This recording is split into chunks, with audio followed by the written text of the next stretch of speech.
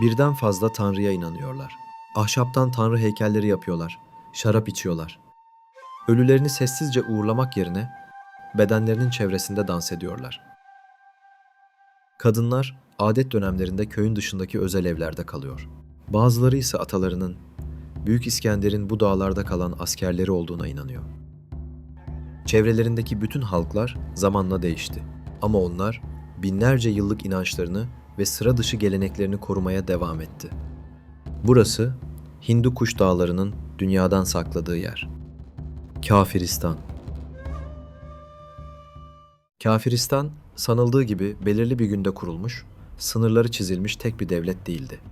Başkenti, ortak bayrağı ya da bütün vadilere hükmeden tek bir kralı yoktu. Bugünkü Afganistan'ın kuzeydoğusu ile Pakistan sınırına uzanan sarp vadilerde birbirinden farklı topluluklar yaşıyordu.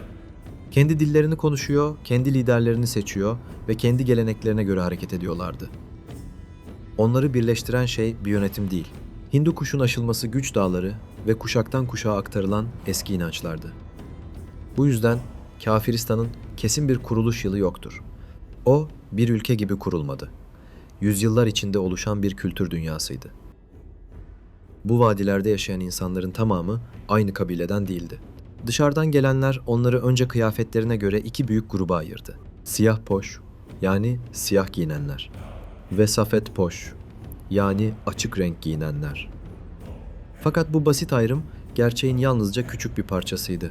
Kati, Kom, Vaigali, Aşkun ve Prasun gibi toplulukların her biri farklı vadilerde yaşıyor, kendi dilini konuşuyor ve kendi liderlerini takip ediyordu. Bazı komşu vadilerin halkları bile aynı dili konuşmuyordu. Yine de benzer efsaneler, ahşap tapınaklar, atalarına duydukları bağlılık ve dağlarla kurdukları kutsal ilişki onları birbirine bağlıyordu. Onlar tek bir kabile değildi. Aynı kadim dünyanın farklı halklarıydı. Çünkü onların dünyasında tek bir tanrı yoktu. Her vadinin, hatta kimi zaman her köyün kendi koruyucu tanrısı vardı. En yüce tanrı bazı vadilerde İmra, bazılarında ise Mara adıyla anılıyordu. Onun yanında Moni vardı. Gish ise savaşın, cesaretin ve zaferin gücüydü. Ve tanrılarını taşa değil, ağaca kazıyorlardı. Köylerin içine ahşap tapınaklar kuruyor. Tanrıların ve atalarının yüzlerini büyük kütüklere oyuyorlardı. Tören günlerinde ateşler yakılıyor. Ardış dalları ateşe atılıyor. Keçiler kurban ediliyor ve bütün köy aynı sofrada buluşuyordu. Duaların ardından şarap içiliyor, davullar çalıyor ve danslar başlıyordu. Kafiristan'da inanç yalnızca anlatılan bir efsane değildi. Tanrılar hayatın tam ortasındaydı ve bu inanç yalnızca tapınaklarda kalmıyordu. İnsanların nerede yaşayacağını, neye dokunacağını, hatta bedenlerini bile belirliyordu. Kafiristan'ın eski düzeninde dünya, saf olanla saf olmayan arasında bölünmüştü. Onların inancına göre yüksek dağlar, erkekler ve keçiler ritüel açıdan saf sayılıyordu. Vadiler, tarla işleri ve kadınların dünyası ise bu sınırın diğer tarafındaydı. Bu nedenle kadınlar adet dönemlerinde ve doğum sırasında köyün aşağı ucunda bulunan özel evlere gidiyordu. Erkeklerin bu yapılara girmesi kesinlikle yasaktı. Kadınlar birkaç gün boyunca burada kalıyor, köydeki günlük yaşamdan ve erkeklerden tamamen ayrılıyordu. Çünkü onlara göre bu sınır bozulursa tanrıların koruması da kaybolabilirdi. Kafiristan'da insan bedeni bile kutsal düzenin bir parçasıydı.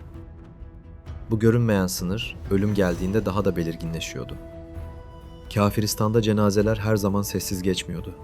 Kam halkında saygın bir kişi öldüğünde bedeni renkli kumaşlarla süslenmiş bir sedirin üzerine yerleştiriliyordu. Davullar ve kamıştan çalgılar çalarken kadınlar sedirin çevresinde ağır adımlarla dönüyor, erkeklerse dış halkada dans ediyordu. Dans edenlerin yüzünden bazen gözyaşları akıyordu. Müzik durduğunda biri öne çıkıyor. Ölen kişinin cesaretini, cömertliğini ve ailesini anlatıyordu. Bu ölüme saygısızlık değildi.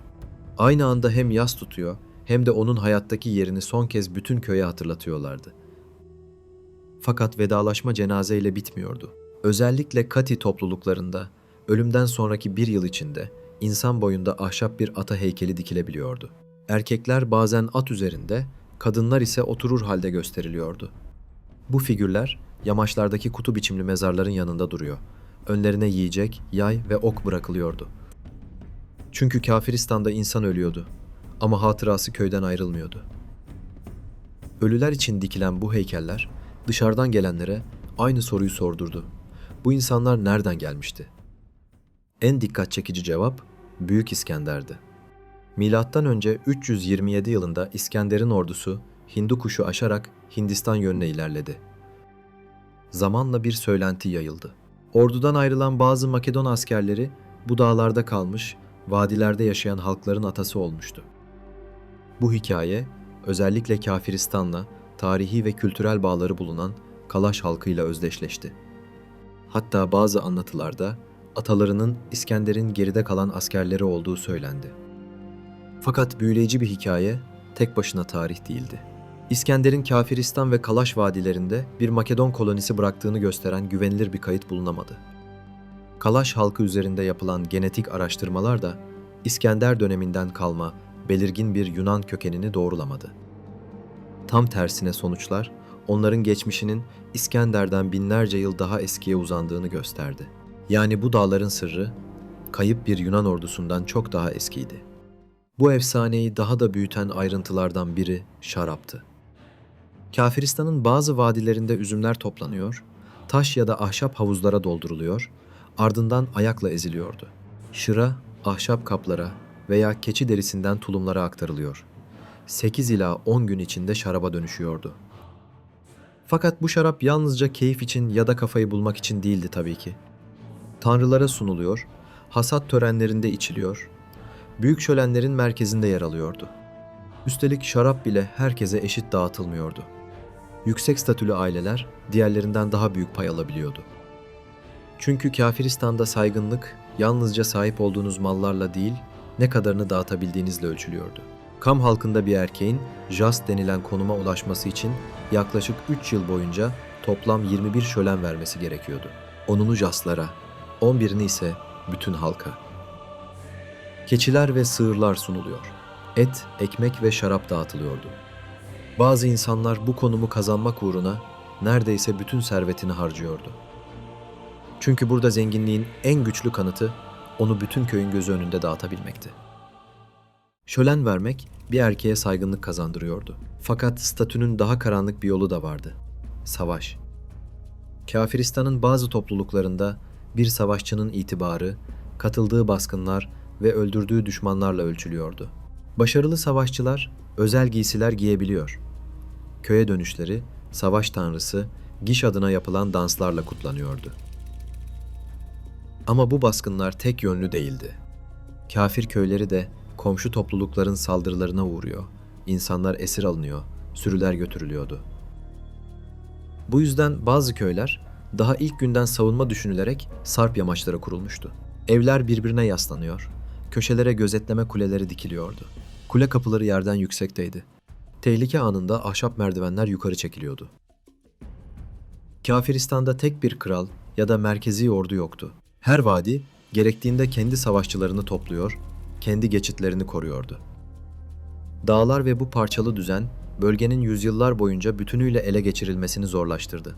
Ama büyük ve düzenli bir ordu geçitlere girdiğinde aynı parçalanmış yapı Kafiristan'ın en zayıf noktasına dönüşecekti. Bu değişim 1893'te çizilen yeni bir sınırla başladı. Britanya Hindistanı ile Afganistan arasında belirlenen Durand hattı, Kafiristan'ın büyük bölümünü Afgan Emirliği'nin nüfuz alanında bıraktı. 2 yıl sonra Emir Abdurrahman Han, dağlara farklı yönlerden ilerleyen düzenli birlikler gönderdi. Kış aylarında başlayan harekat, birbirinden kopuk vadileri aynı anda hedef aldı. Kafir savaşçıları geçitlerde direndi. Fakat karşılarında ateşli silahlarla donatılmış, merkezden yönetilen düzenli bir ordu vardı. 1896'ya gelindiğinde Kafiristan'ın büyük vadileri Afgan yönetiminin denetimine girmişti. Ardından yalnızca siyasi yönetim değil, bölgenin inancı da zorla değiştirildi.